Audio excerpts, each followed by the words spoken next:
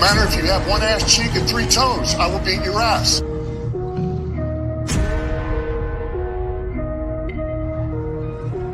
We some lions, don't let them boys get loose. About to play with our food any day that we choose. We some lions, got them all listening. Time to make history, I want a victory. Lions, don't let them boys get loose. About to play with our food any day that we choose. We some lions, got them all listening. Time to make history, I want a victory. Lions, don't let them boys get loose. It's a new day, Honolulu Blue got the boys on a crusade. Campbell throwing dukes, got golf at the Wings game. Hear his name, replay and replay and replay. Got him off the leash every Sunday. David Montgomery, Gibbs on the runway. Take a shot at Jameson and stumble out the hallway. Running in the hutch any day, that's a bad day. They don't wanna bring us up, keep us off the airways. America's team, sick of dealing with these cowboys. Keep it in your hostess, you've been cheating like an off day. We got Slim Shady, you too caught up in Beyonce. Welcome to Detroit, all that grit can go. Welcome to the show, the one ass cheek and three toes. I am your host, Nate the Great, and I got my two toes here, Mr. B. Strilla and Mr. Jeremy Myrick. How y'all doing? Good, man. Good. Good. Great. Yeah. Game day ready, man. buddy. Yeah, good to have you back, bro. It sounds like you've been battling some cold there, but you sound pretty good, Yeah. so that's good. Been fighting. I'm a fighter, man. Yeah. Well, like this show, man, we let it all hang out, just like Dan Campbell did on the Packers. He let it all hang out on that game. Balls of steel. So, unless you lived under a rock, the Lions beat the Whackers, swept the series. Sweep. We need a sweeping sign. Out the broom. Despite the chagrin of all the Whacker fans, the Lions took care of business on Thursday night after a Thursday game before that. And I think that was 3 games in 18 days. Man, that's insane, dude. That is insane. Mm-hmm. But they came in, took care of business, played with a lot of no-name players on defense. Offense did their thing. And, yeah, just took it to them, man. Let's get into it. Tell me your initial thoughts on that game and how you felt about it. Go. Whoever. Mr. B. Go B. No. I mean, it was a good game. It was basically how I thought it was going to be anyway. I felt that the Lions are going to kick a field goal at the end to win the game with under a minute left, and that's what they did. So they played well enough. Their defense played well enough to keep them in the game to that point. Third and fourth string players, people off the street. Me and we could have just suited up and been on that team. Shit, really? We really could have, man. Detroit. And just real quick before I let you say something, Jay. I think that's the one thing about this team that a lot of other teams don't offer that same situation is that every coach has said it, that just because you make the team doesn't mean you get a spot or you get minutes. You have to earn your minutes. And clearly these guys are earning their minutes in practice and they're showing their reps and they're showing that they deserve to be on the field.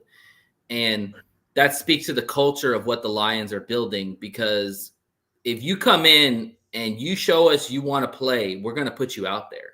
Not a lot of teams can do that. They'll give you that coach speak like, oh, we'll get you out there, and you never get out there. The Lions, if you come out and you show in practice and you buy into the culture, you do your up downs, you do everything that's asked for, you will play on game day. And sure as hell, look at some of the players that came in on Sunday, that Sunday, and played on Thursday. That's insane. But go ahead, Jay, talk about it. Yeah. Kind of piggybacking on what you guys say. They brought in a lot of guys off the street, and that kind of surprised me that they came in and started and made an impact right away, because you give somebody less than 7 days to prepare and learn the playbook and learn the kind of chemistry of the team. Mm-hmm. That's a big ask for any player. I don't care if they're a star or not. That's a big ask of any player. And it was kind of, I think it was kind of downplayed how good our offense played as well. Our offense did a lot of good things. Jared Goff, even though he had the interception, he came right back and he, protected the ball. A lot of people let that fall under, kind of sweep it under the rug. But our team is just kind of further a testament that show how tough our team is, how good this team play, how closely tight-knitted they are, and the chemistry they have. And it shows also that Aaron Glenn, I don't want to diminish anything Dan Campbell does or Ben Johnson, but shows that Aaron Glenn is going to be a head coach at the end of the season. Well, beginning of the next season, somebody's going to pick him up to be their head coach. It's just inevitable right now. He does wonders. If I told you that our defense was going to start Jamal Adams, Turner, Miles Adams, Jonah Williams, David Long, would you say we won that game on defense? Probably not. I'm going to be honest. Probably. You know why? Because it's a culture. It got nothing to do with the players on the field. It's got to do with the culture. You can win with anybody. You just got to have that culture. And that's the thing about the Lions that still these teams around the NFL do not understand.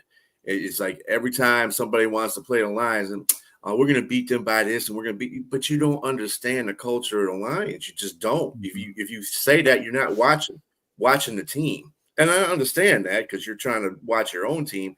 But at the same time, don't make stupid ass comments about stuff like that if you don't understand the team. And this is why I was never worried about it, even if the Lions are losing by 10 at halftime or 10 in the third quarter, because I know they're going to come back because that's what kind of team they are. That's the grit that Dan Campbell's been putting in that team ever since he got here. So it doesn't make a difference with the players he got in the back, in the defense. To piggyback what you said, in Dan's post game speech, which by the way was the best ever in my opinion. He said we don't live or we don't believe that we can do it, or we don't believe in grit, we don't believe in resilience. We live it. That's the difference.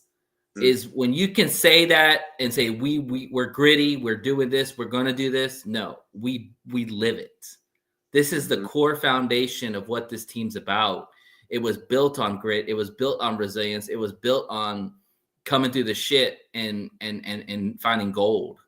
Like literally starting from the bottom up and working their way up to the top, literally. So when you have that as your foundation, you never lose focus with that. And that's what B saying is basically that this team's never going to lose that image about themselves because it's all about who they are. Everybody from the top to the bottom, everybody is all about resilience, grit, and tenacity, and any accolade you can say about somebody who started from the bottom and worked their way up. Hard work, all that stuff. Yeah, I agree. And basically, answering the question you asked earlier, I would have thought that they probably would have tripped. They probably would have slipped and failed if I would have known that they would have been in a position that they were in before. Because, this team, how much can this team really handle? And they're showing you they can handle anything that you throw at them.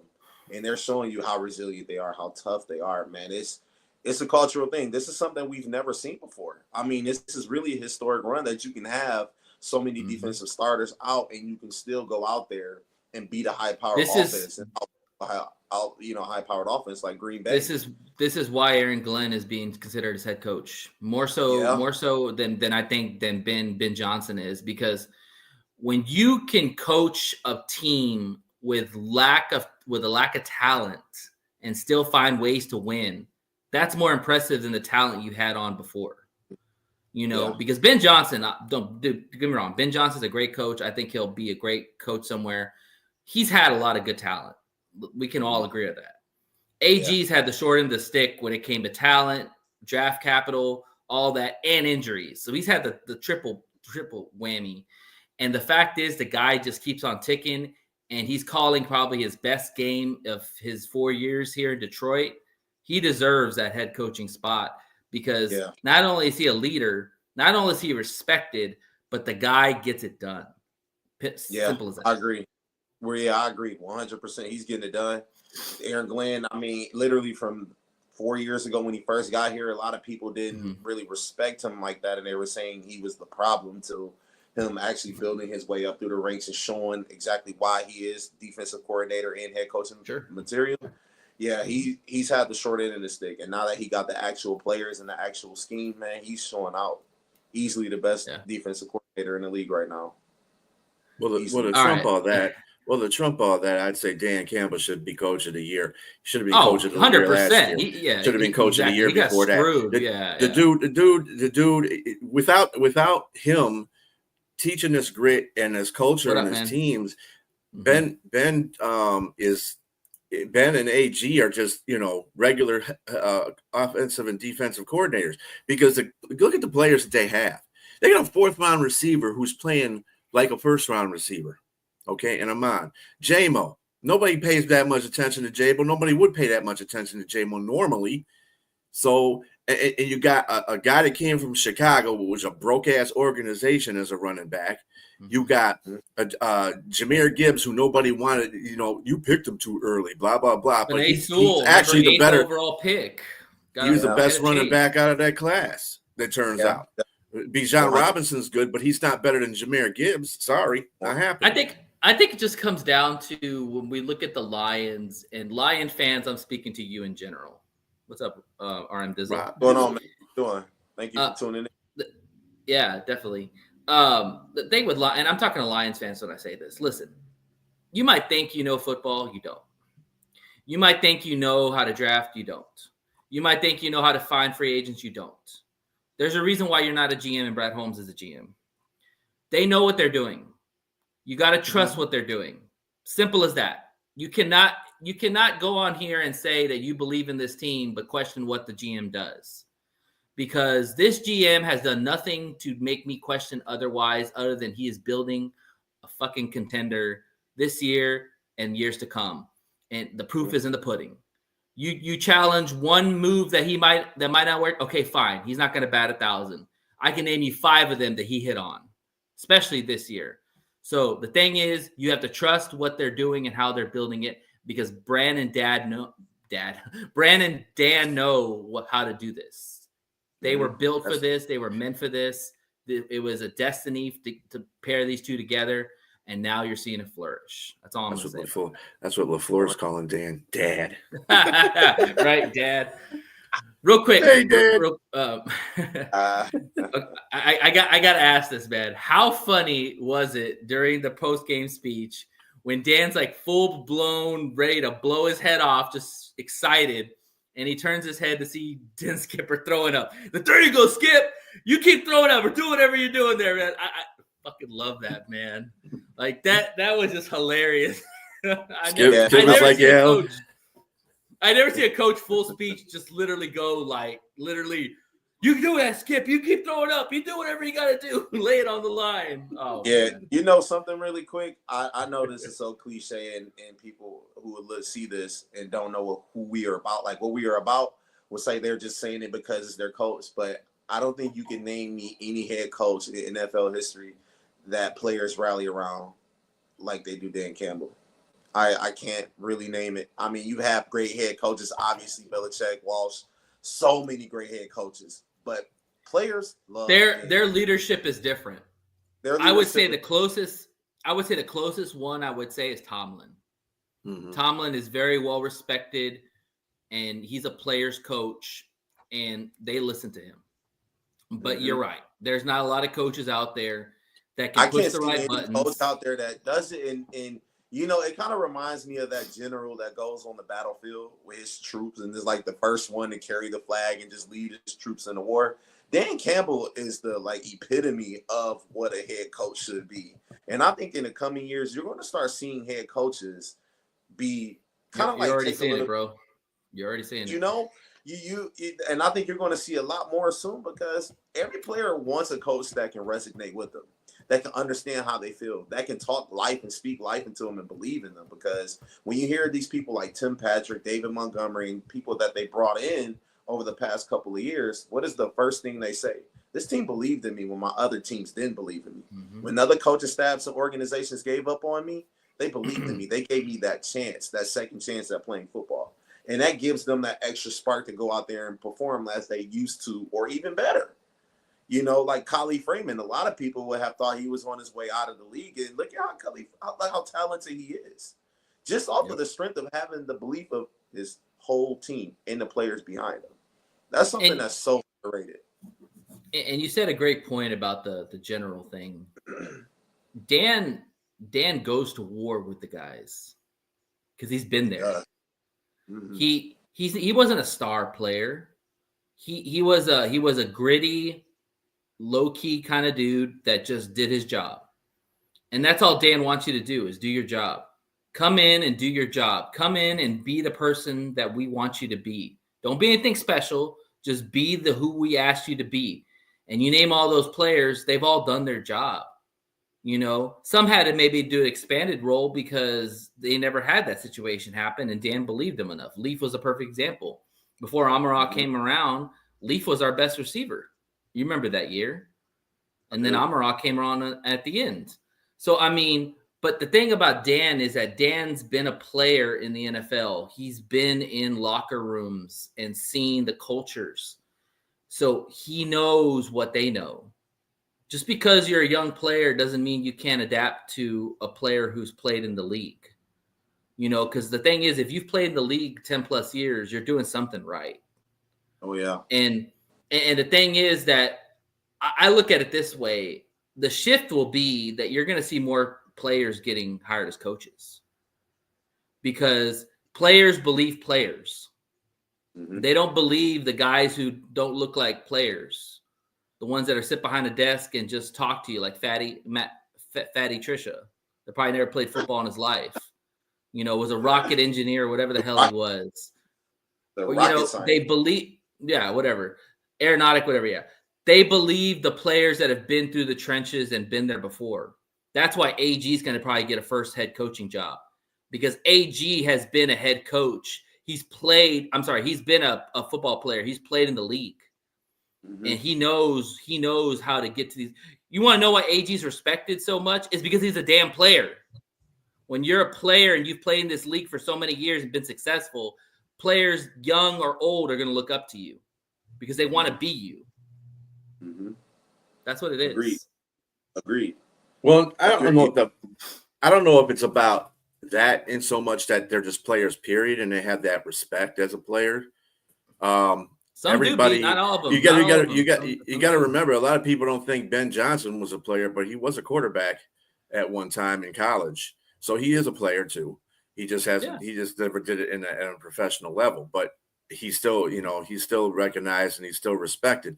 But like everybody on that squad, I mean, the quarterbacks coach, the offensive line coach, all of them played football at one time. Mm-hmm. And they might not have been the greatest football players either. But they have that, they understand what the game is about and they understand how to deal with it. And I think this is the same thing with Dan Campbell. You alerted earlier that a lot of coaches are trying to be like that. You can't be like Dan Campbell. Sorry. This Dan Campbell's like Barry Sanders. You ain't gonna never be that coach. It's just not gonna happen. Dan Campbell, yeah, Dan Campbell. There's a way you can communicate with people, and a lot of people don't have that eloquence to communicate with people, especially if you're just throwing out a coach to do that kind of stuff. You're kind of forcing what they're doing, and there's nobody can do that. So, I mean, we got the Lions got they got a piece of heaven right now. They got the one of the greatest coaches in the league, one of the greatest AG and Ben as the best offensive coordinators. Well, I don't know about the best, but they are the great, one of the greatest tandems in the league. So, I mean, the Lions got it good, and their record shows it. So, I mean, this is as cut and dry you can get with this team. Yeah. What do you? My bad. Go ahead, Nate. Go ahead, Jay. I was going to say, I'd argue that Ben Johnson and Dan Campbell are the best offensive coordinators and defensive coordinators in the league right now. And it's the reason why you see articles coming out after every Sunday or after every time the Lions play a game of, well, Ben Johnson say he don't want to chase head coaching positions. He want them to come to him. And Aaron Glenn may be interested in here because they're hot. They know what they want to do. And they know that coming from a pedigree like the Lions and how successful they are now, people are going to want a piece of that. People are going to want to know what changed you guys from 60, 70 years of being a bad organization to really turning it around in just a couple of years, with you guys. It's the shift in the culture, man. I keep telling all these people that are haters, it's a shift in the culture, man.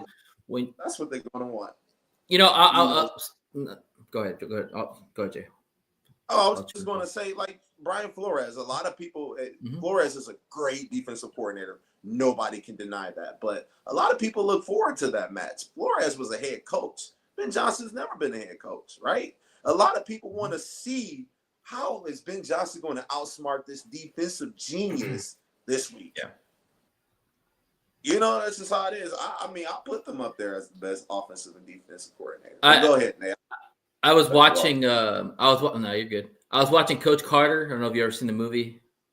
It's one of the best sports movies I ever watched, probably behind Remember the Titans. And I love the part in the beginning when he goes into the gym and they introduce him as coach. And, you know, some of the players are mouthing off or whatever. And then one of the players tried to throw a swing at him and he puts him in his place. He's like, I'm your head coach.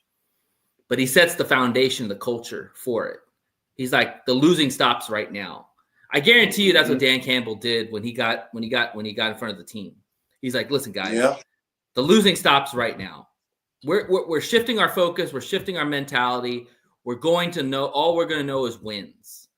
And you saw that in his pre-speech when he first got introduced. He's like, I understand this team sucks. I understand this team's been beaten down, but we're not going to do that anymore. That's not going to be us. You can put the past behind you, and this is where the new Lions show up. That's big. And you made the Coach Carter comparison. Remember Channing Tatum's character took the push-ups for the guy, didn't want to do it. Yeah. Look at how I tried in Jameson Williams to be better. You know, look at how the people, the team around him was like, you know, we have to take accountability.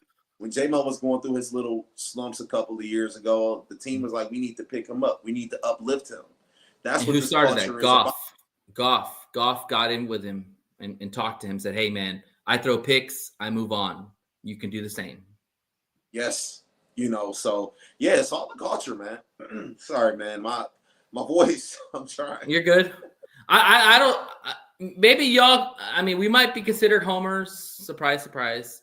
But I don't know a lot of the fan bases, and I don't see a lot of locker room celebrations. But I don't think I've ever seen a locker room in unison and connected so well like this organization is, from top to bottom, man. With Brad Holmes screaming in the elevator, with, you know, Spielman doing his thing, with Dan in his locker room, with the players. I don't know if you saw that video of them just unison, all handshaking, all literally down the line like a chorus. Like, this team just loves each other. Like, it's got to be really hard when they lose one of their players to some other team. But they just embrace whoever comes in. Remember when Z came into the training camp or came into the bubble, whatever they I don't know what they call it, where they practice, and they just embraced him. Yeah, thank you, training facility, and they embraced him. They embraced him like nothing.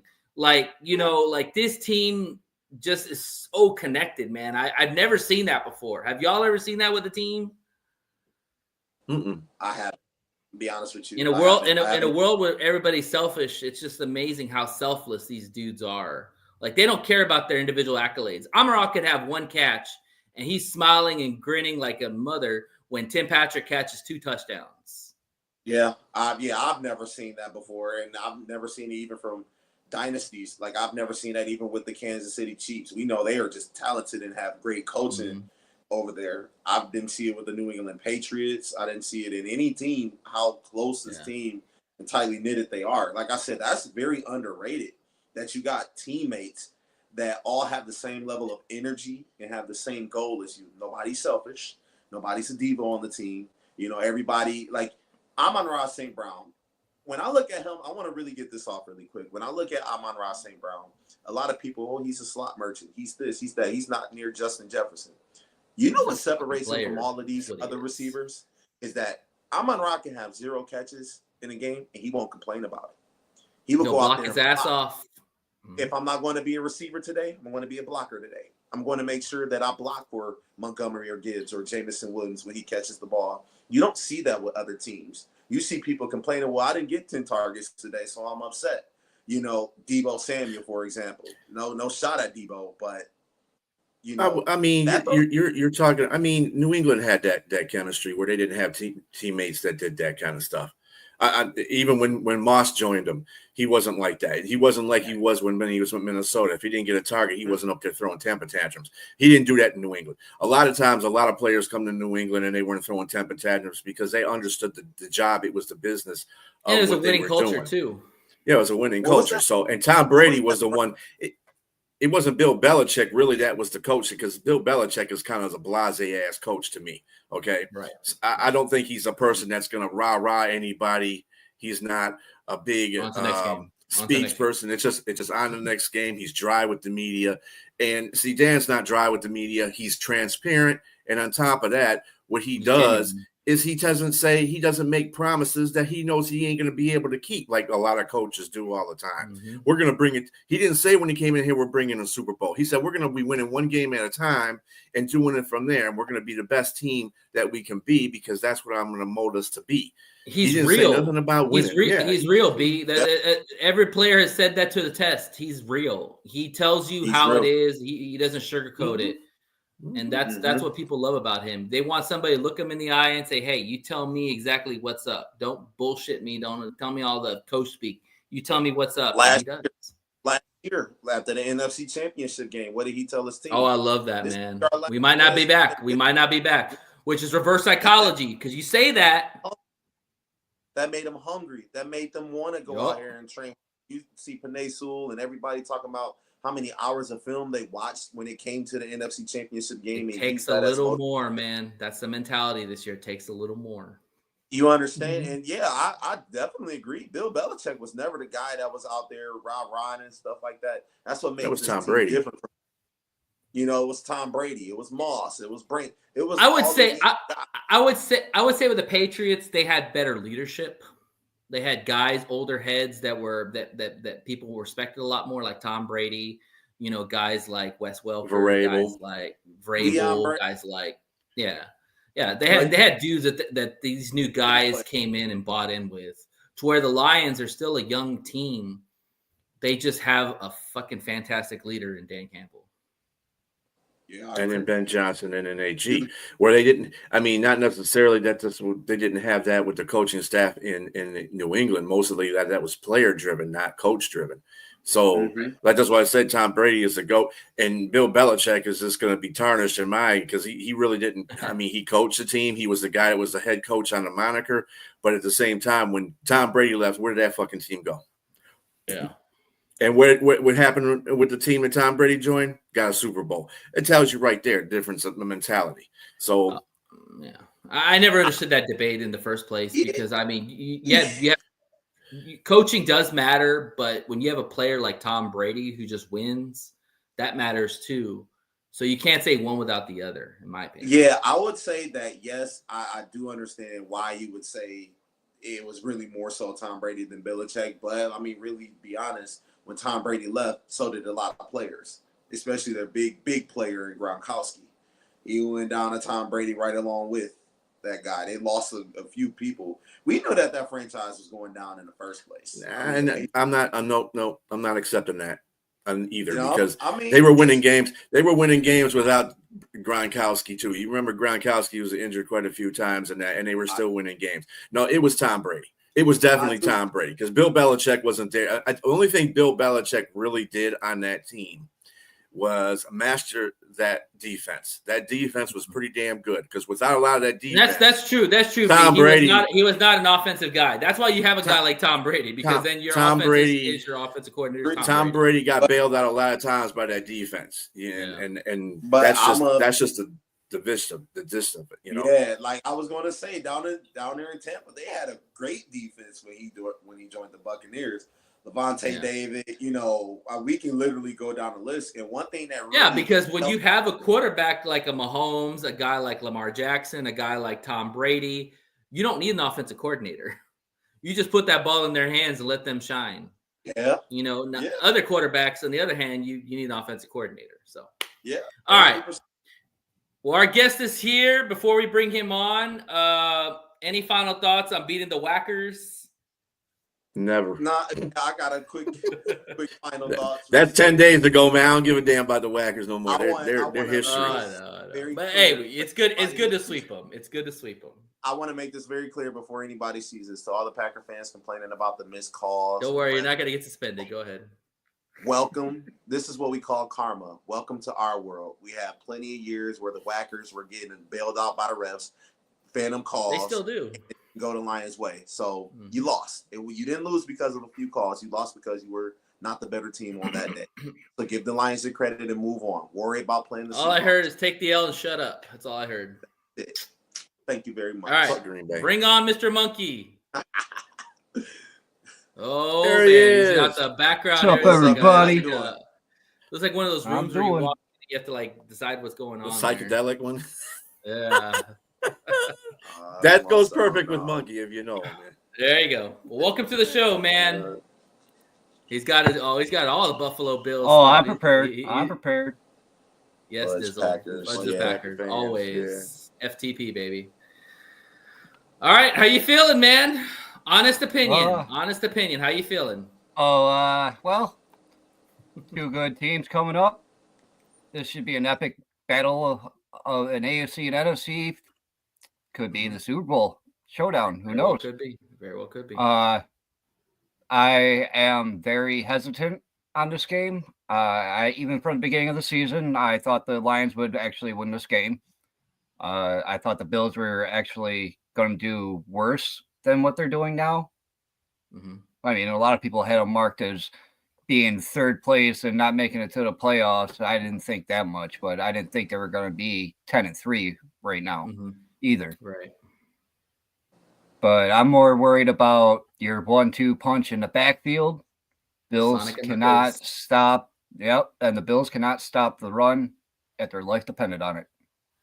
That's the biggest issue. If you can get your run game going, then you can get your play action game going, and that creates troubles for any defense. It doesn't matter if you're the number one defense or the 32nd defense. If you're able to run and pass on a team, it just opens up that play action, and then you don't know what's coming at you. And when you got certain quarterbacks, you don't know what to expect. And with certain backfields, your guys' backfield is one of the greatest to watch currently. I love watching the Lions backfield. I love watching the highlights. It's great. I have never been a big fan of Goff, but he has at least gained my respect the last few years. Me and Brian have talked about it numerous times where if that man doesn't have a good running back, then he's more mediocre than anything. Well, he has to do more for sure, yeah. Right. And, he's your stereotypical pocket passer, and a lot of people think that's, fading out of existence. But he's making a statement with his statistics saying, hey, just because we stay in a pocket doesn't mean we're not, good at our job, I mean, he's great. He's a good game manager. Love Dan Campbell. Love his attitude. I loved him as a player. If any of you remember him as a player or some of the wacky shit he said on the sidelines on the mic or something like that, you knew he's a character, man. He's a character. Yeah, so he's always been a character. So once you guys hired him, I thought it was the greatest thing ever. It was like, being giddy before going to prom. It was like that. It was that fucking great. I was like that. No, he was going to be the most comical coach for the next decade. That's all I could think about. But I definitely do have the Lions winning this game. Oh, I think it is going to be close. It's going to be close. It'll be close. I think it's going to be a game like last week for the Bills and the Rams. It's just going to play over. It's going to be a high-scoring game. Your defense is hurt. Our defense is hurt. Let's get into some of those injuries. So starting for the Lions, Nowoski, our linebacker, he's going to be out for the game because of concussion. He didn't clear protocol. Jamal Adams was activated to the active roster, so he'll play again. I think I saw y'all's Rasul Douglas, your cornerback, is out. Yep. Dalton Kincaid is questionable with a knee injury. Yeah, he's a game time decision. Okay. Anybody else you want? Coleman is coming back. Coleman is coming back to this game, so that's going to help out a lot. Yeah. Dalton Kincaid will be back as well, right? He's doubtful. They said I have him on my fantasy team, and every time I look at his thing, it always says it'll be like 90 minutes before game time. So I would say doubtful. Usually 75% he's not going to play. There's right. It was doubtful, but I don't. It doesn't say doubtful in my injury report. It said questionable. So yeah, I don't. I never go after the questionable people. They're going to play. Yeah, questionable people play. Doubtful people. I mean, you got to look at how they practice throughout the week too. You got to take that into consideration. Where he did practice full, he was a full participant in practice. So there you go. That's why he went to the questionable. So he'll play, but he was also a full participant in practice last week too. But he didn't play. Okay. But I think that was more of a. But I think he was doubtful in that. I think he was doubtful in that injury report. I think I remember seeing that. They wanted to rev him up for the Lions. Yeah. Hey. Yeah, if there was any other, have your best out there. It would be today, definitely. Any other injuries that we should know about outside of Rasul and Dalton Kincaid? Those are the ones that I saw that were pretty. Oh, is Hamlin? Hamlin's questionable, right? He's good. Hamlin is questionable. I think he is lined up to play. That's good. He'll play. Questionable players play. They can say questionable all they want, but they're going to play. Especially of a game in this magnitude. Yeah, he'll be out there. I think a lot of times too when I see these injury reports out here, they always say, well, Detroit's defense is hurt and blah blah blah. Really, to tell you the truth, the linebacker core is about the only thing that's really bothering us right now because we don't have all our starting linebackers out there. But we do have our starting front four out there without Aiden Hutchinson. We got Levi on the other end, but everybody else came back. They got Reeder and Aleem, and then Pascal. I don't count Davenport. You all count. I don't count. Fuck Davenport. Yeah, fuck him. Anyway. All right. And then our whole secondary's there. So I mean, don't, like I said, I think the things that we need to watch though, just to get actually, I think our injury report thing is really minimal for both of our teams. Yeah, real quick before we get into the games, let me ask Monkey a question. How realistic do you guys think you guys can catch the Chiefs?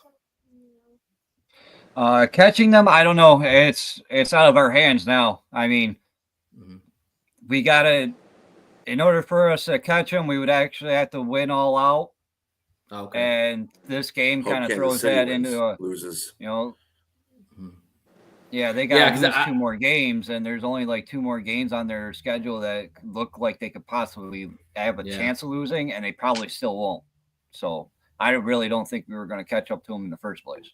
Yeah, I think you can disagree with me on this, but I think that in the matter of the 1 seed, it's imperative to have that 1 seed for y'all, because going into Kansas City on the road against them and the refs, it's gonna be a tough ask, because even though Buffalo does play the Chiefs tight, I think having that home field advantage in the cold, bringing Mahomes to your house is a better advantage, Well, but it's cold down there too, so it's really not. It's too a different environment. It's a different environment. Right. The home field advantage is one thing, and it's always crucial. I mean, it would mean more. It would mean more to the Bills to have the 1 seed than it would for the Chiefs to have the 1 seed. Absolutely. The Chiefs proved it last year; they can do it without it. We've proven we can beat the Chiefs in Arrowhead. We've done it numerous times throughout the regular season. The problem is playoffs come, and it's a different story. But everyone keeps talking about this magical little light switch that flips on as soon as playoffs come. That doesn't exist. Like, if you spend 17 games playing the exact same way and then think you can flip a switch and play lights out when the playoffs come around, you're fooling yourself. I would say your team gets used to playing away. I mean, Kansas City does a pretty good job of doing that, though. It seems like they have. I would say like last year. Did you really think they were going to be in the switch. Super Bowl last year the way they were playing during the regular season? They were 10-7. Not half the time, no. They were inconsistent. But they had games where they were dominating people. They weren't dominating people at all this year. They got in the playoffs and started kicking ass. And I would say all of a sudden their defense was good and their offense it was almost good. They went seems to Baltimore like and beat Baltimore. I mean, it almost seems like Mahomes is like bored of the regular season. That's what I was going to say, because if you think of like the NBA, think of the NBA. NBA is 82 games. All the top dog teams back in the day would say they got bored during the season. And then when the playoffs came on, that's when they turned it on because they knew these were meaningful games. When you're playing meaningful games and you're playing for something bigger than just a win, you're trying to win a championship, that's where a team can kind of flip the switch a little bit. Now, I'm going compare that to also really quick. I'm going to also say experience plays a big role in that as well. Yeah, Mahomes is when they've been there, for sure, absolutely, for sure. He's already been there 4 times, multiple AFC championships, and it's a different gear that all teams play with, I feel like, when they get into the playoffs. And I think that it may seem a little bit more intense than other teams because, let's face it, they got the experience, like you said. Well, when you've been to the Super Bowl 4 times, you already know what's up. You already know what the bar is, the Super Bowl victory. That's your bar all season. If you take a green team that is new, that's young and fresh to the playoffs compared to a team that's been there years and years, there's going to be a different level of, tenacity that you feel, that, a different level. Mm-hmm. That green team, they can, the year after or the year after that, they're going to be like, okay, this is how we got to step it up. We got to step it up like everybody else is doing. We got to match that energy. If not, they're just going to end up being one and done again, like, the Cowboys are every year. But back to the whole, I can't make it without making a Cowboys shot. Oh, and just like you said, fuck the Packers. I'm just going to throw in fuck Tom Brady in along with that while we're on the subject. Get that out of the way. I like him as an announcer. I do. I like it because Tom Brady's he explains the games. He's gotten better. He's gotten better. He explains the games to people, like even people that are watching their first game would be able to understand what the hell's going on. Taylor Swift fans, you mean? Romo. That name doesn't come out my mouth. Okay. And now, now that there's ties with her and the Diddy parties, there is definitely not coming out my mouth. Oh dear. Well, that's another thing. We're getting off the subject here. All right. Let me ask you. Let me games. Mm-hmm. The 17 game situation and the how the NBA plays their 82 and they get bored during the season, and how games matter. Well, not all 82 games matter in that season, but every 17 games do matter in an NFL. No, that's fair. That's fair, especially when you're in a race like you're trying to win the 1 seed for sure. Let me ask you a question real quick, Monkey, and then we're gonna talk about the matchup. What has Buffalo done this year that has really put them as one of the top teams in the NFL? Prove the naysayers wrong. Oh, Allen can't do nothing without Diggs. And he's had one of the best years of his career. Maybe not from a, high yardage standpoint, but his percentages are up. His interceptions are down. His turnovers, period, are down. Fumbles, interceptions are all down. His completion percentage is up. He's spreading the ball around. That was the main key. Instead of force feeding it to the number one receiver, and there's no knock on Diggs whatsoever, because Diggs is Diggs, and he does catch that ball. But the whole needing to feed him to make him happy was killing our team. Mm-hmm. And everyone likes to blame Josh Allen for the Bills' playoff losses for some reason, but it's mainly the defenses that lose it. Allen is one of the best playoff quarterbacks currently in the NFL, statistically. You can't argue that. But Diggs didn't catch that ball last year, and that ultimately set us up for failure in that game against Kansas City that we lost last year in the playoffs. If he would have caught that, game would have been a different story. At least the field goal would have been, 20, 25 yards closer? What on defense? What on defense did y'all improve in, do you feel? Oh, I think our defensive backs, our defensive awareness, our ability to attack the ball, We're not making. There's not a set single player like you guys have Hutchinson. You got that big player that's always constantly making plays. It's more or less our defense is taking turns. Like this person has a great game this game, and this person shells out. You know, you'll hear Greg Russo's name called numerous times in one game, and then you'll hear Dorian Williams' name called a million times in a game. So basically by committee, committee is what you're saying. Yeah, it's really nice to see that there's a lot of names that are not national names that you would know inside your household, but they get the job done. Yeah, their interceptions, they're able to take the ball away. They're one of the top 5 teams in takeaways this year. It's unprecedented for the lack of skilled players that they call on defense. I mean, we have DeMar Hamlin as a starting safety. Talk about a whole full circle for him, man. Right. Almost died to now starting, so that's awesome, man. Really proud of that guy. I have a question for you. So really quick, I don't know if you guys have noticed, but the Bills play a lot of zone defense, and they get killed in zone defense. Does that worry you at all, considering that Amon-Ra St. Brown is probably the highest rated receiver when going against zone defense? Actually, most of the time they do play a man defense. But you're right. You can't play zone. They switch it up and they play to what works. But the problem is like last week against the Rams, they started playing that zone and it wasn't working, but they never switched out of it. They never made any adjustments. They never changed the level of the zone coverage, where, like on Madden, where you can move them zones up and down, you can do it on Madden for a reason. They do it in real life. Well, they didn't adjust.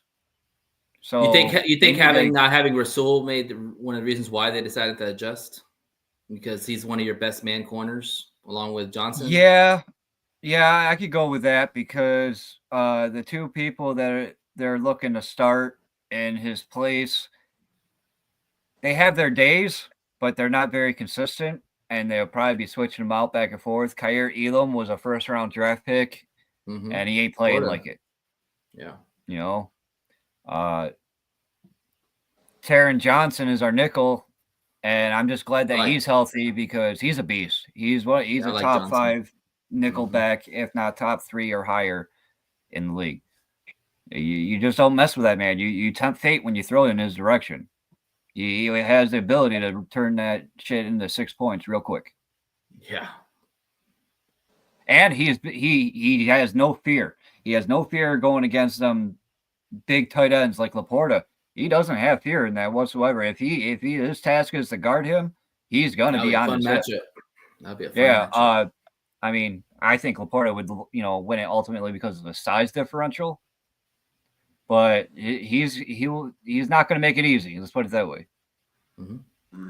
Now I got another question to ask you. What are since we're doing keys to the victory, what are some things you want to see from your Bills defense to kind of keep this Lions team at bay? Because right now you're going up against the number 1 scoring offense in the league. I want to say 32.5 points per game. Yeah, and we're number 2. Yep, and you're number 2. So what do you want to see from your defense, which is banged up, to possibly slow the Lions team down? Man, the same thing I've been wanting to see all year. Stop the damn run. I mean, obviously you're not going to stop Sonic and Knuckles. It's just not going to happen. And I love the nicknames. I really do. Those games are from, my era. So, I mean. Same. I love how they embrace it so much. Right. Yeah, that's another thing is they embrace it. Everybody embraces it. And it's just, it was like chains on a linkage. They go together. But we're going to have to go with a bend but not break mentality because they're going to get their yards. I already know this is guaranteed. I'm not worried about that whatsoever. I'm not going to sit there and try to say, oh, we got a good chance of stopping them from gaining their 100 yards. No, the fuck we don't. If you guys have 200, 300 yards rushing on us, I wouldn't be surprised. I just really hope it's not that like that because I'll be a very pissed off person after post game. But but the bend don't break. You're gonna have to go with a bend don't break mentality. So, yeah, okay. Well, you're not gonna stop them, but you can try to slow them down. And you gotta slow them down in crucial situations. Third downs, third and short. If you run for it, we gotta be able to stop you guys on third and short. That's a main goal, and keep their asses away from that goal line. I don't care. Take a page out of Dan Campbell's playbook and bite their kneecaps off. I do not care. Keep them out of that end zone. Well, I'll tell you right now, we're not kicking field goals in this game unless we absolutely have to. This is I don't. I don't want. Don't do that. Kicking field goals because we're going to be kicking field goals. I don't know if you know the history about Bass and his field goal kicking ability this season, but he almost lost his job this season to a guy with a 47% field goal percentage. So. I mean, well, there is a. Go ahead, B. Well, I mean, the battle of the kickers, though, yeah, I think we got the better kicker, obviously, but send our punter out to make Josh Allen kick the field goals. I don't care. let me tell you some things about the Buffalo red zone defense. By the way, they're 54.17% red zone defense. That's pretty good because the Lions are not 59.9, thanks to last week. But anyway. Away, you guys are 55.56% in the red zone. The last 3 games, however, 75% red zone defense. Yeah, I know. So you guys are balling now. You're starting to ball now. I know that the Rams game doesn't give you big indication about that kind of stuff, but then you were playing against a gunslinger quarterback, and that's what he was throwing downfield anyway. I don't think there was too many red zone opportunities that he's got two. He's got 2 number 1 wide receivers. Yeah. I mean, you add the tight ends in there, and you add Robinson in there. I mean, they have a pretty good. Hey, so do we. And then Karen Williams is, Karen Williams is good. I love the Tim Patrick acquisition, though. Your guys is Tim Patrick. Dude, I was psyched when that happened in the offseason. Everyone's like, "Why? He ain't shit." Well, no, he wasn't shit because he was on the Denver fucking Broncos. No, I mean, the man. He was good when he played there. It just was his availability. He was injured for 2 years. I mean, we say the same thing about fucking Emmanuel Mosley. Say he ain't shit, but that's because he hasn't played in 2 years. So, I mean, I understand kind of how that goes. Man, that's horrible. That's horrible. Yeah. Very well. Thanks, Robbie. I have a question for you. Really quick. I'm gonna just go off the books really quick. So. Does it concern you at all that do you think Sean McDermott is under any type of pressure to win this game? No. I mean, everyone's you got these. I've been booted out of 3 different Bills fans web pages because I don't have a filter. And join when you say stupid shit like, "Oh, McDermott should be fired for calling them badass plays." He doesn't call the goddamn plays, people. He doesn't call the offensive plays. He doesn't call the defensive plays. No, that's Joe Brady. That's Joe Brady on the offense, and that's Bobby Babich on the defense. If you want to get mad at someone for calling plays, that's Bobby Babich. Now, his questionable decision-making skills on pressure-sensitive situations and stuff like that. Okay, yeah, go ahead. Blame the shit out of him. Go for it. Psychology. But do not blame me for play calling. Let me piggyback on Jay's question, but I'm gonna change it around. Do you think Sean Dermott's job is in jeopardy if they lose to the Chiefs again? No, I mean in the playoffs. Who are you gonna replace him with? Name one quarterback. I'm just saying. I mean, if you can't beat Mahomes, but if you can't beat Mahomes another year, and you have one of the best years, something's got to change. Yeah, but we've also beaten Mahomes more times than any other team since he's been the quarterback. But not in the playoffs. That's what matters. Yeah, every game matters. But I understand what you mean. That's different urgency. But at the same time, how many other teams have beaten Patrick Mahomes in the playoffs? The Bengals. The Bengals. Never many. Only the Bengals. Yeah. The Bengals. The Bengals. And they won't be doing it As far as the year. AFC playoffs, not including the Super Bowl they lost. I'm just talking about the playoffs, the AFC side of the playoffs. That's a fair point. The reason why I asked the question about McDermott is I have nothing against McDermott. I think he's a good coach. But when you have I got some issues with him. Well, okay. But when you have a superstar in Josh Allen and you're not winning Super Bowls, there's a problem. Oh, yeah. And it starts. I think we should have an offensive-minded coach. Yeah, offensive-minded coach right now would probably work in Josh Allen's benefit. You want at the same time? Now, I told Brian in the offseason, I was messing with Brian saying we should just steal Ben Johnson to become our offensive. That would be a great if he got fired. That would be a great. I wouldn't mind it. But at the same time, I like what Joe Brady is doing. Yeah, he has been improving every step of the way. Mm-hmm. Our run game last year, we had a 1,000-yard runner. We haven't had that since LaShawn McCoy. We have a dependable running back, and now we got Ray Davis, that's a rookie, that looks like he has a really good, prominent future with the organization too. So we're gaining our running backs. The only problem is I wish we would have had them back in the day when the 13-second game, they're in them years, because then we wouldn't have to rely on Josh Allen. Let's talk about the running game, because you brought that great point up. James Cook, looking at his numbers, 723 yards for the season, 11 touchdowns, 4.6 yards per carry. Do you think that he can run on the Lions defense? Being banged up defense? Yes. Is he going to have a monster game? I don't know about that. Well, can we give you an update? Who's back? I'll put it to you this way. The defense is not banged up where they're supposed to be banged up at. Yeah, this is the thing that people keep trying to do in media. The beef is back. Okay. they got their entire defensive line starting. Yeah. The ones that I didn't know they came back. Hutchinson. I didn't know they all came back other than Hutchinson. Yeah, I knew Hutchinson and was DJ Reader. Yeah, Reader and DJ and Decker, Pascal. Yeah, Levi. all the guys are back now. So back. You got to remember something too. The Lions are like 4th in the league against the run. But go ahead.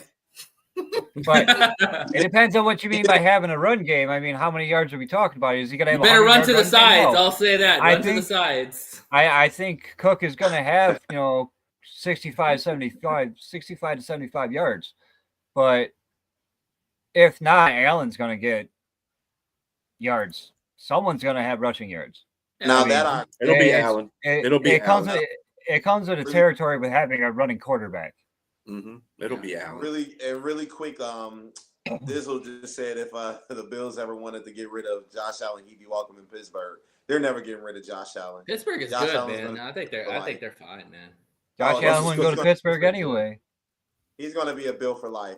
But really quick, I want to piggyback on. I think there's going to be a very hard rushing time for the Bills, because they shut down all running backs. Look at Josh Jacobs. Even though he had 3 touchdowns last week, he didn't crack 100 yards. It took him a while to do it, and that was with the banged up defensive line. Now you have. Thank you for letting him score them 3 touchdowns, though. By the way, he's on my fantasy team. I'm sorry. Thanks for letting him score them 3 touchdowns. He's on my fantasy team.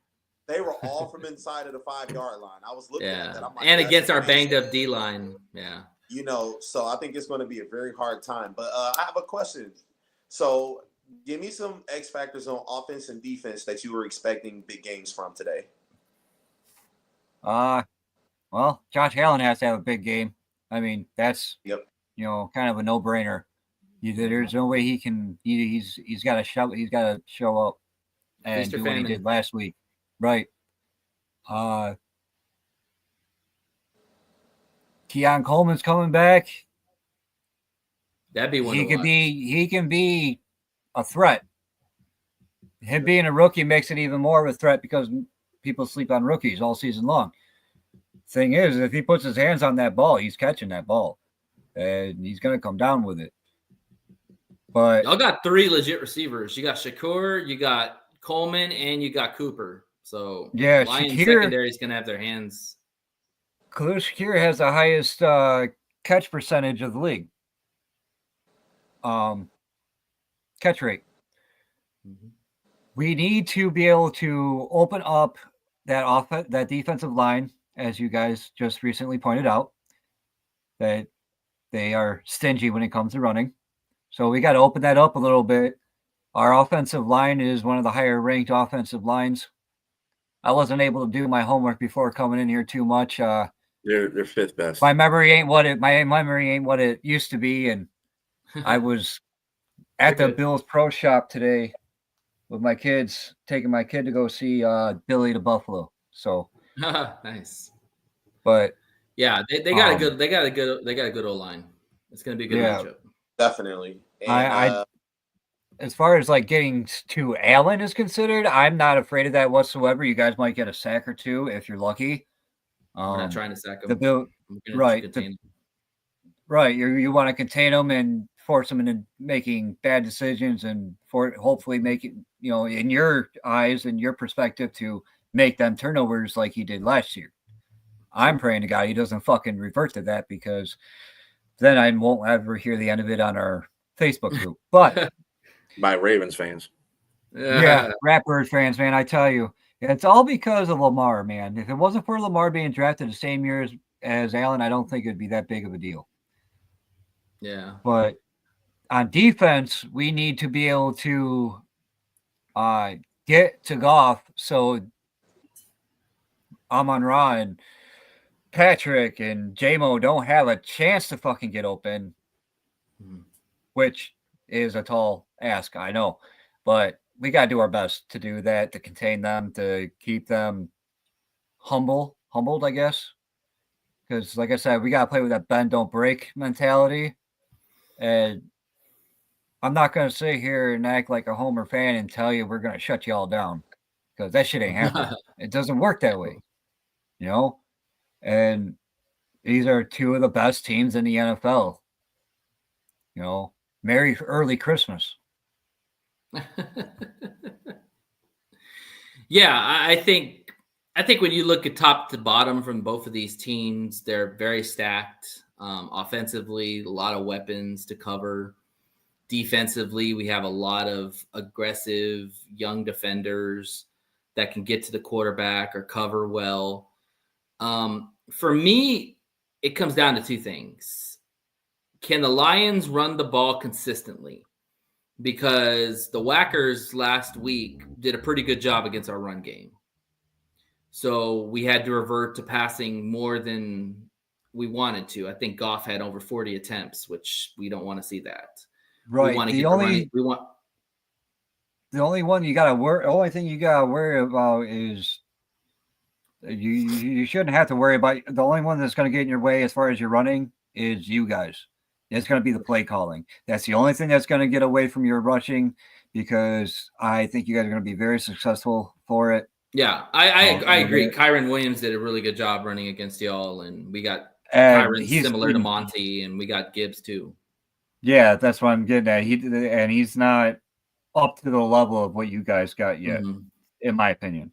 Well, Blake Corum did a good job too, and Blake Corum's a rookie, so yeah. Oh yeah, I've always liked Blake Corum. I liked him coming out of college, out of Michigan. I thought he had a good future. I wanted the Bills to draft him, to be honest with you.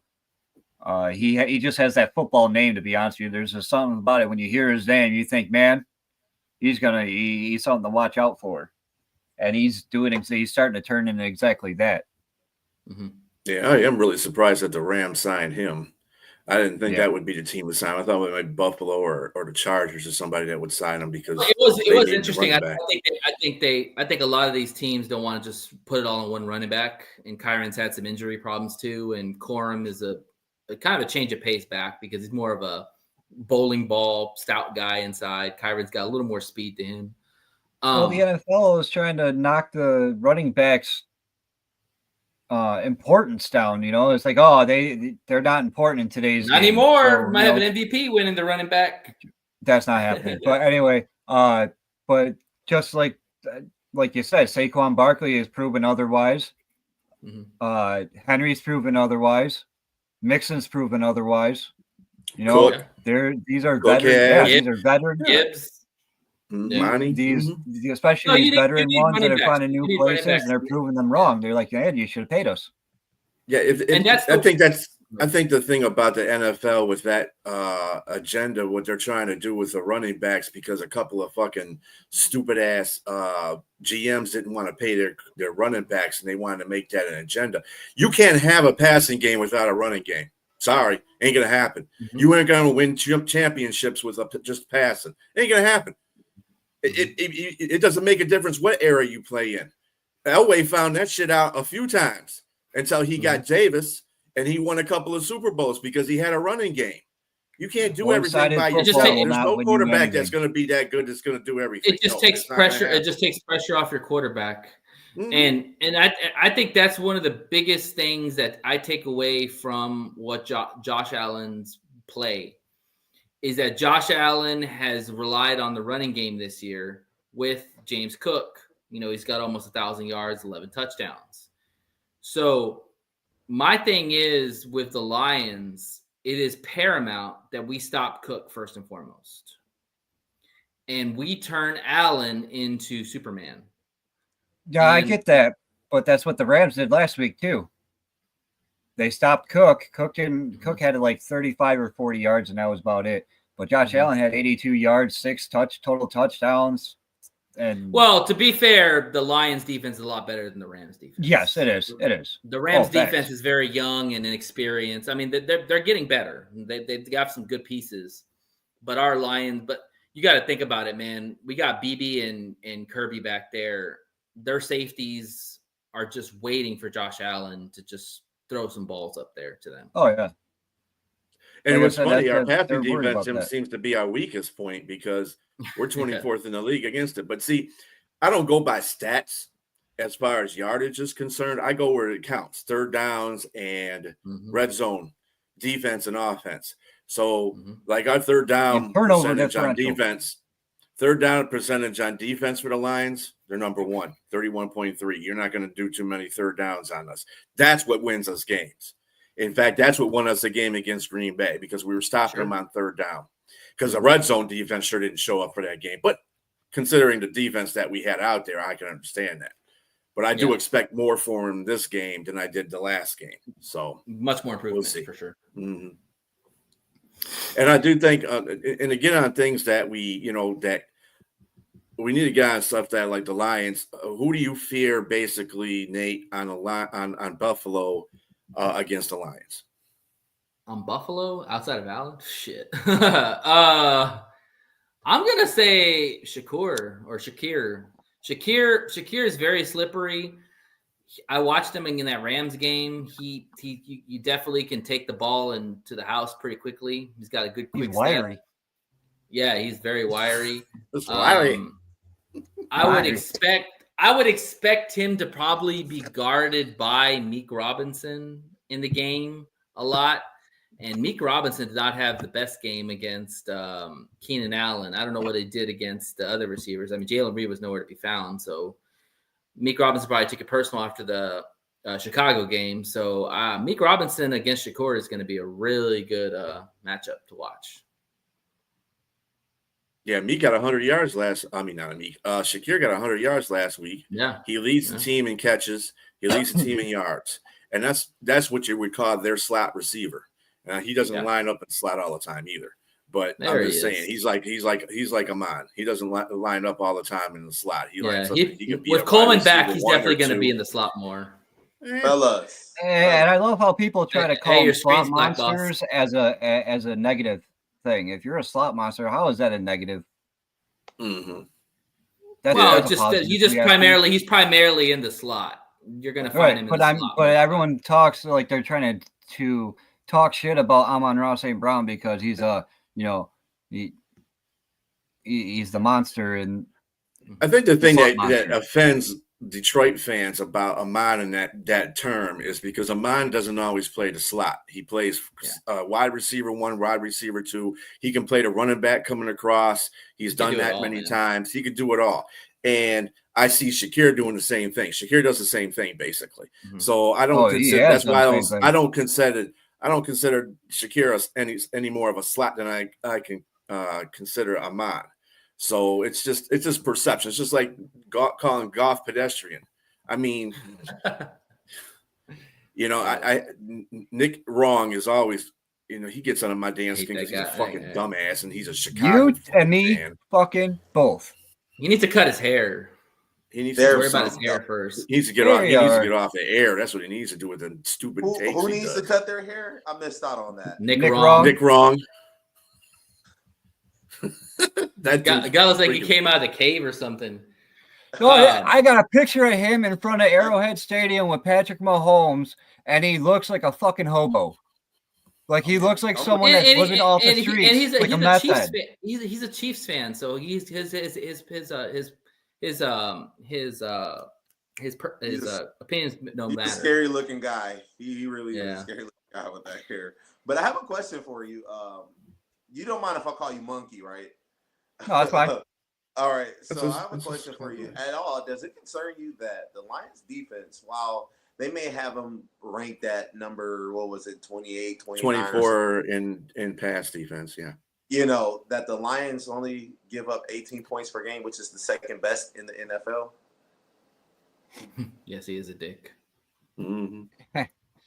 It does and it doesn't. At the same time, the Bills are second in scoring on offense, right behind you guys. Mm-hmm. So if we were like mid-ranked, you know, it would bother me more. Yeah. But I don't think you're going to keep us to 18 points. I think it's going to be a shootout, and I think we're both going to have probably close to like what the game was last week. Maybe not as many. But I can definitely see like a 34-31 or a, you know, something like that score where they're both in the 30s or close to it, or like a 34-28 score. It's funny. It's funny because the Lions last week gave up the most points they've given up all year, which is 31. And that was with a depleted defense that we had. And we're used to in the past 31. It'll be all right. We gave 31. We still won. Who cares? But 31 was a lot that we gave up this last game, and they were very angry about it. So I'm anxious to see, like, I hope it's not a 40 point game like it was last week. I think the Lions defense is better than that. But yeah, I could see closer to 30, you know. It just all depends on, you know, how well we can contain Josh Allen. That's really what it comes down to. Because the way I look at it, the Rams, the only reason why the Rams couldn't contain Josh Allen is because they really couldn't get a lot of pressure on him. And they didn't contain. If you can contain Josh Allen and make him throw from the pocket, I'd much rather him do that than throw off platform. And yeah. But that's a big if, and that's a big ask. It is, but I've seen it been done. It's been done before. So I'm just saying, and AG has been calling masterful games all year against really good quarterbacks. And so don't get me wrong, Josh Allen's going to be the best quarterback we'll play all year. But it's just all about containment. If we can try to contain him and make him throw from the pocket, I feel better than him throwing off platform or running for like 30. Right, extending the play out. Yeah, if you let him extend the play out, you're asking for trouble. You're just that's a big too much trouble. And I don't see the Lions. They don't contain. I mean, no team really contains any quarterback that's a running quarterback and a passing quarterback. And Josh Allen is at the top of his game on that. So I don't see. I just want Buffalo to be one dimensional. I don't want them to be. I'll allow Josh Allen to kill us. Because that's what the Lions usually do. They take the opposition's best player and let them go off. They kind of the Michael Jordan rules on that whole situation. Yeah, don't let them. You notice the wide receivers get all. You know, it depends what kind of wide receiver is, and they get a lot of yards. Well, this is what they should do with Josh Allen. Let Josh Allen be Josh Allen. You know, and just get key third downs when they need to get key third downs for stops. That's the only way they're going to be successful against Buffalo. If they don't stop the run, that shit's over. I can tell you right now, because if you can't stop Buffalo's running game and you got Josh Allen back there, it's over. I've seen teams just fucking crumble because of that. Let's go back a couple weeks ago when the Buffalo Bills played the San Francisco 49ers. Remember Josh Allen threw that little pass And then who was it that flipped it right back to him and he just ran in right for a touchdown? Cooper. All right. You gotta be able to. You can't let stuff like that happen. That's Josh Allen just going off and showing out right there. You know, I can see the Lions really making them one dimensional, but if he passes very well, I don't think that the Bills are going to run very well.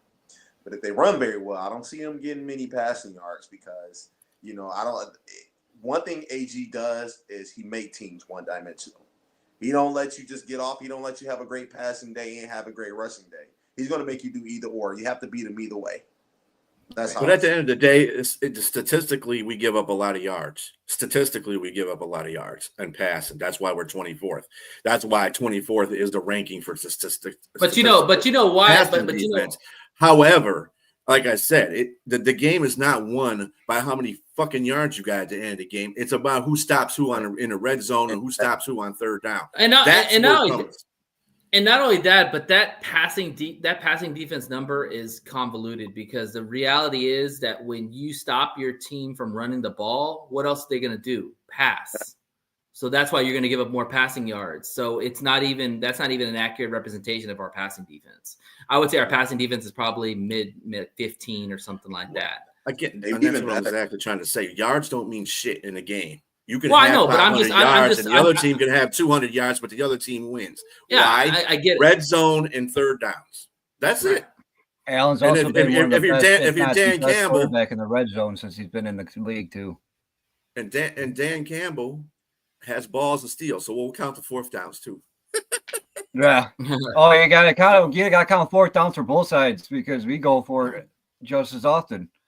We don't go for it when we're on our own 30. We don't go for it on our own 30. I don't. That's a little crazy.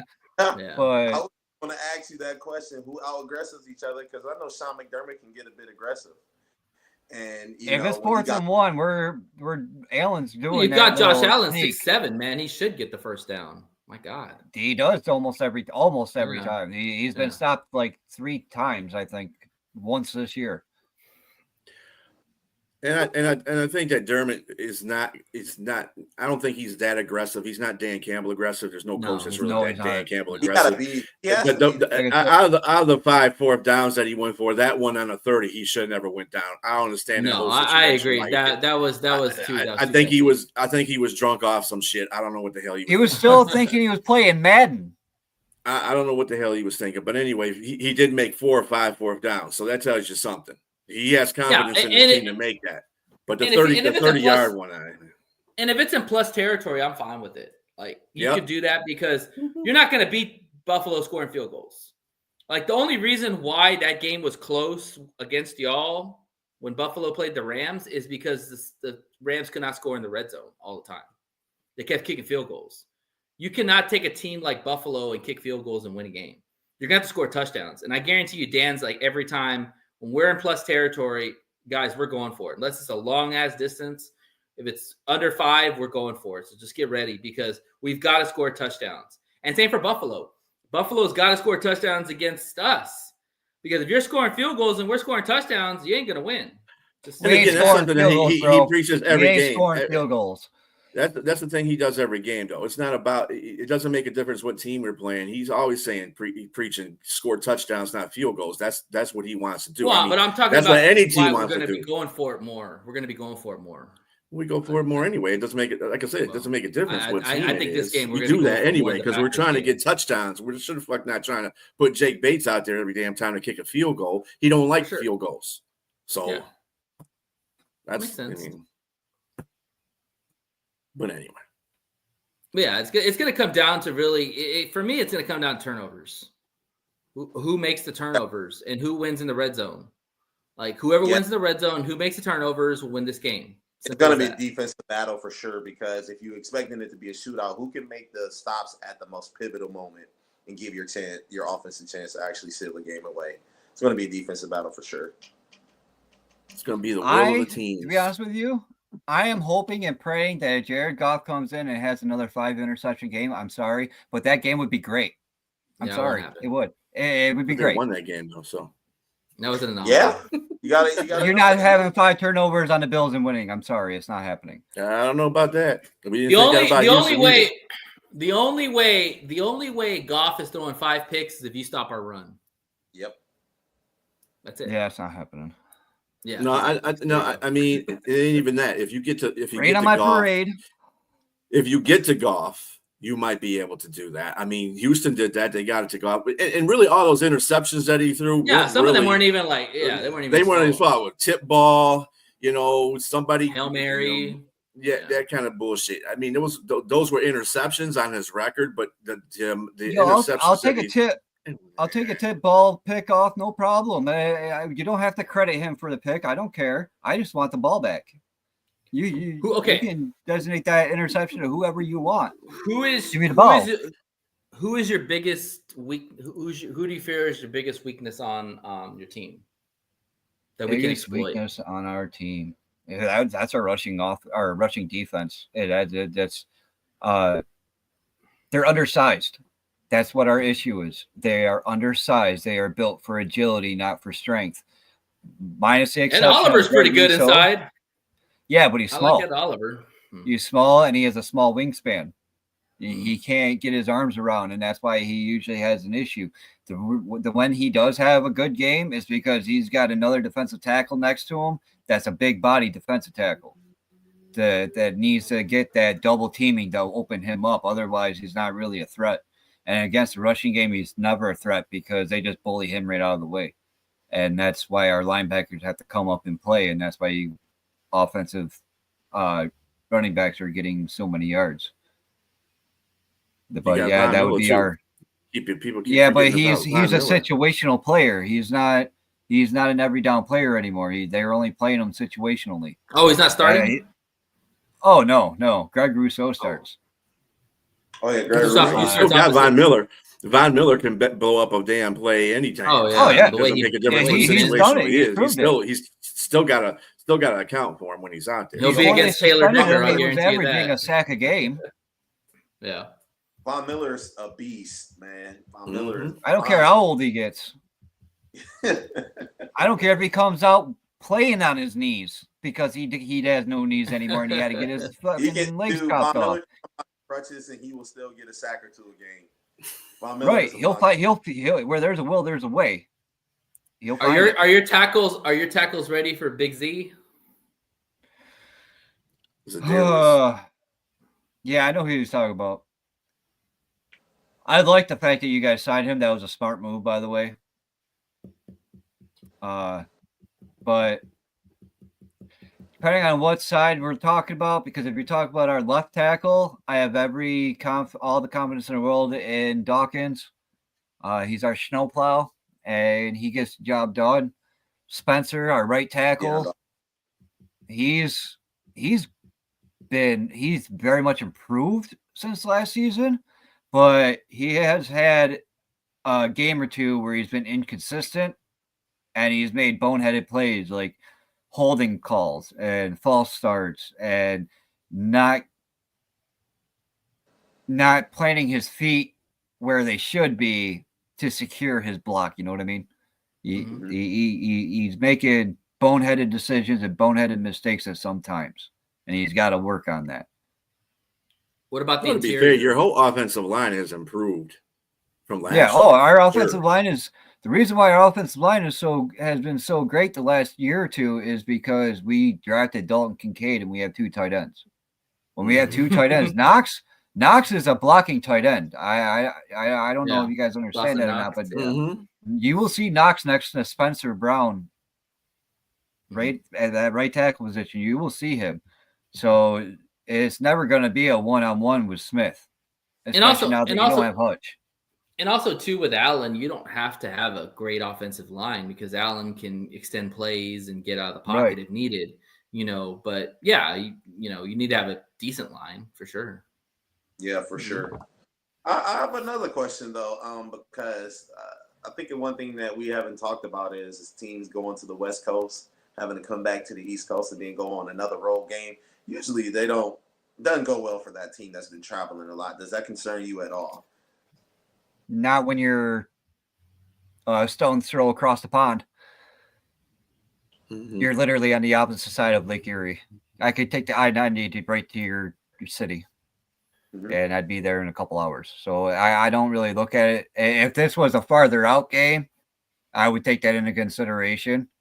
But I really don't. I don't think going to the West Coast really affects the Bills as much. It really hasn't in the past few years. So I don't see it really doing it. The only time I saw it really bothered them is when they had 2 West Coast games back to back. Now that's a pain in the ass. Yeah. And I think it was a short week on top of it. Yeah. Oof. And I think it was a short week. I don't even think they left the West Coast. I think they stayed there the whole entire week. Okay. All right. Well, let's get into predictions. All right. Who wants to go first? Really quick, I'm just going to say I think that this defense has a monster game today. I think the defense gets at least 2 takeaways, and I think that's going to be the determining factor. I'm going to say 27-30 Lions. Okay. Go ahead, Monkey. Give me a Brian Branch and Carlton Davis interception today. That'd be sweet. You're asking for a lot. I could see there being an interception, but I don't know about 2 or more, unless Allen starts trying to force that ball because we're in some serious fucking shit, like down like 20 points. But like I said earlier, like a 34, 31, 31, 28 kind of score. It's going to be within 3 to 6 points of each other, and I ultimately think the Lions are going to win. The Bills don't have that set urgency, really, being after losing last week, especially because, like I said earlier, I don't think we're going to catch the Chiefs. In order to do that, the Chiefs have to make it where we can catch the Chiefs. And how well does it work when you try to, rely on the Chiefs to fuck up? It doesn't work very well. So, I mean, right. And as far as you guys are considered, you guys are in a tight race, like not only just for the number 1 seed, but in your own division as well. Yeah, it's crazy. So I think this game actually means more for you guys to win than us from that standpoint. But it still sucks to lose for either team. Being this close to the playoffs, it's that time of year, and this is the best time. Josh Allen plays his best ball at this time of year. I think any game at this time of the year is important, especially if you're in a playoff race. It doesn't matter where your seating is and all that. Every game's going to matter. You talk about every game mattering. Every game in December, if you're in contention, it matters. Oh yeah, it isn't. Big time. Go ahead, B. All right, I got the Lions 31-30. Again, I got Bates kicking a field goal to close out the game. Money Bates. And as far as my offensive player, did you give an offensive player, Monkey? Who you think is going to be your offensive and defensive player of the game? No. Go ahead and do that. I'm calling Josh Allen. I'm sorry. It doesn't matter win or lose. He's going to have. He's probably going to have the better statistics, to be honest with you. Unless one of your running backs eclipses 200 yards, I would have to give it to Josh Allen. If they don't eclipse 200 yards, then I can't give it to a running back. But on the Rams or on the Lions side of the ball, I would say it would be the running back duo for the MVP for them too. As far as defense is considered, it's going to come down to, like you said, the turnovers is going to be key, and whoever has a turnover is probably going to be that defensive guy, regardless for what team they play for. Like Brian Branch, I can definitely see Brian Branch or Carlton Davis getting a pick. I really do. I can't see both of them getting one, but I can see one of them getting one. But at the same time, I can also see Taron Johnson picking it off too, or Christian Benford, who's been doing it all throughout the year, and then DeMar Hamlin, who has been somehow finding his ability to find his way to the ball has been odd this year. It's just weird. I don't know how else to explain it. Well, my offensive player is probably going to be I'm going to go with – no, I'm not going with him because Terrion motherfucking Johnson's going to be on him. I'm going with Laporta. I think Laporta is going to have a even better game than he had last week, because they're going to. I mean, Amon obviously is going to be a guy out there, and obviously Jamo's getting covered by one of their lower cornerbacks, the one that usually is covered by Rasul. So I don't know. I mean, Jamin might get him, but it seems like whenever he's got a mismatch, they don't go to him that often, which is funny as hell, but whatever. But on the defense, I think I'm going to go with Aleem McNeil. I like that. And Kirby's going to get the interception. Neither Brian Brancher, because we got to keep up with the safety going. Yeah, I like it. NFL leader. If they get a pick, but whatever. But whatever. All right.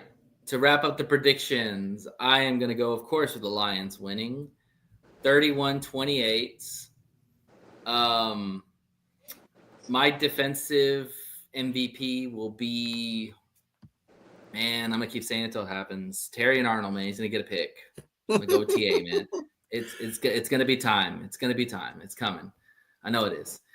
All right. And my offensive, I'm going to go with Laporta too. I think Laporta, if y'all play zone defense, Laporta is healthy now. He looks solid. The last game was his coming out for this season, and I think that he's only going to get better. I think Laporta eats a lot this game. And my bold prediction is that Jared Goff will outdo Josh Allen in this game, and everybody will be talking about it. Bring it. Are we talking total yards or just passing yards?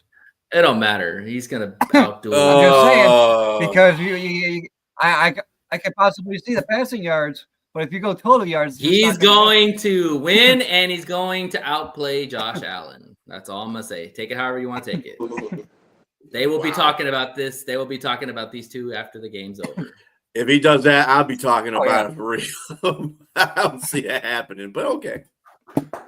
He's gone against some of the best quarterbacks, man. He's done it. Well, he's been beat. A lot of quarterbacks. But he's not going against quarterbacks. He's going against the defense. Yeah, right. Yeah, I'm just saying stat wise, he's going to outduel Josh Allen. Okay. Put into existence. All right. Well, thank you, Monkey, for coming on the show. Enjoyed having you, man. Good luck to your team. Hopefully everybody's healthy. Everybody plays well. Let the best team win. And no injuries. Yeah. No injuries. No yes. injuries. So We've been riddled with injuries. We're just starting to get healthy, just like y'all are. That's the way it needs to be. Healthy going into the playoffs. Amen. If you are feeling hurt with a minor injury, take yourself out of the fucking game and wait till the playoffs. I don't give a shit. Obviously the Lions are guaranteed to play somewhere in the fucking playoffs. They're going to be seated somewhere in there. Mm-hmm. I still think you guys are the top team in the NFC. We'll see what happens in the oncoming weeks. Bills are on top, towards the top of the AFC. This is gonna be a fun game. I'll say this: I'd love to see this matchup again in the Super Bowl. I really don't want to see the Chiefs. If we play the Chiefs, cool. We'll take out their 3-peat. But I don't want to see the Chiefs. I would love to see Buffalo or somebody after the Chiefs. Right. I will admit, I understand, in years past, the Bills have beaten the Chiefs in the regular season, and the Chiefs have beat the Bills in the playoffs. But this last time they played this season, it was different. Yeah. I don't know how to explain it, but it was definitely different. And everybody knows me on here. I don't go by history anyway. Every year is a different situation. So, Buffalo gets into that situation where they got to go to Arrowhead and win a game. I think Buffalo's more than up to the task, because I don't think Kansas City is. I think their defense is starting to get bad again, or starting to get bad, and their offense has not been picking anything up, really, to tell you the truth. And like I said, they've been getting a lot of dinks and doinks and calls that are, making them that 12-1. I'm not saying that you're not a good team because you get those lucky fortunate things, because obviously the Lions have gotten a couple games like that too. But at the same time, Lions have been putting It's up just got to numbers. run out eventually. Yeah, that's what I'm saying. And like I said, if the Lions lose this game, I'm not going to be pressed. I'm not going to be pressed because, Yeah, and I don't think nobody else should. It's a damn be good either. team you're playing. It's a damn good team you're playing. On top of that, I don't think people understand that even if we lose this game, it doesn't make a difference in the conference or the division, because right now we have a step up on everybody. If we lost a division game or a conference game, that would be a different. If we were playing a team like that, but we're playing outside our conference. We're not playing anybody in division. We already got a leg up on Philadelphia because we have better point spread against Tampa Bay than Philadelphia did. Philadelphia got their ass kicked by Tampa Bay. And then we didn't, Green Bay and Minnesota are behind us. So, and we beat Minnesota. Would sound good. 13-1 would sound good. I mean, 13-1 would sound good, but I'm not going to be upset if we're 12-2. I'm with you, B. If there's one game this year that we lose, it could be this game. But if this was in Buffalo, I would probably take the Lions to lose this game because obviously Jared Goff doesn't play well in ugly conditions. But since this is in the confines of Detroit, 70-degree temperatures, the Black Lions out, hey, it's gonna be fun. But I mean, I'm hoping for I hope history repeats itself like it did the last time we played each other in Detroit. I wouldn't mind that. Oh yeah, that's why we want to win because we beat us last time. I know. Teams. That wasn't that Goff's first year too. Second year. The first year we were 3-8. Years ago, we were 9-8 that year, and at Thanksgiving we were playing pretty good at that time. Okay, so it's the second year. Okay, I got you. Yeah. Okay. Yeah, that's when everything started turning around. Was around that year. Mm-hmm. Awesome. Well, Monkey, thank you again for coming on the show. I'm gonna wrap it up with these guys. For having me. And good luck today, man. And go Lions. Go Lions. Go Bills. All right, fellas. Hey, good show. Good to have Monkey on here. Enjoyed it. Hey, let's go get that dub, man. 13-1 sounds awesome. Can't wait to see what Dan Campbell's post-game speech is going to be. Probably tell somebody else stop throwing up or whatever it is. It's going to be fun. But yeah, man, let's just do our thing, bro. I mean, we say this every week. If the Lions do what they're supposed to do, nobody can beat us, right? We can only beat ourselves. Right. Yeah. It's every week like that. Yeah. And yes, fuck Philly. I agree. Yeah, fuck Philly, yeah. Those She-Gulls. All right. Well, we are out. As always, fuck the Packers, fuck the Vikings, fuck the Bears. Go Lions. This is our show signing off. Have a good one. Go Lions. Peace out. Go Lions.